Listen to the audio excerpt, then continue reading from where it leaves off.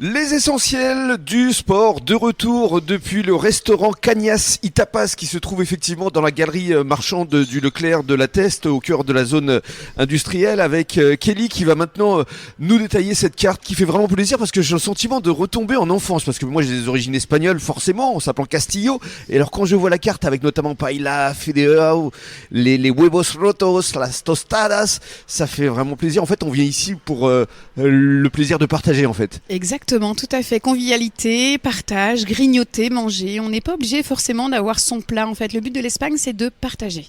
Alors les huevos chistorra y pimientos. Ça, Donc en c'est fait, une vraie spécialité. on est des petits œufs cassés. En fait, c'est un petit poêlon avec des frites, des œufs cassés à l'intérieur. Et donc chistorra y pimientos signifie du coup saucisse espagnole et les petits poivrons grillés à l'intérieur. On peut expliquer également aux auditeurs ce qu'est la fideuà.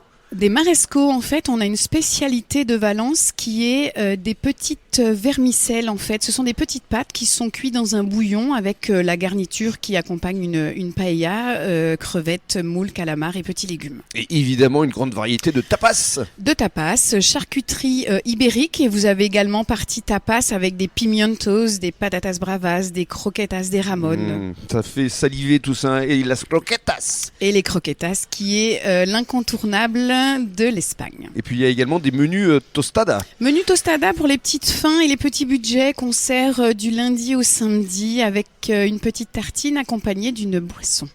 Et on rappelle donc que ici c'est ouvert non-stop de 11h45 jusqu'à 21h30 et 22h le week-end. En continu, vous pouvez venir manger, grignoter à toute heure. On peut venir manger à l'heure espagnole parce Exactement. que je me souviens qu'une des toutes premières fois où je suis venu, c'était justement après une conférence de presse des talents éco-responsables. On est arrivé, je crois, à 15h, 15h30 et on était une bonne dizaine. Vous avez servi avec le sourire et ça fait vraiment plaisir. Qu'est-ce qu'on peut vous souhaiter justement ici à Cañas y Tapas ? C'est quoi ? C'est de continuer à vous développer ? Exactement, continuer à nous développer, continuer.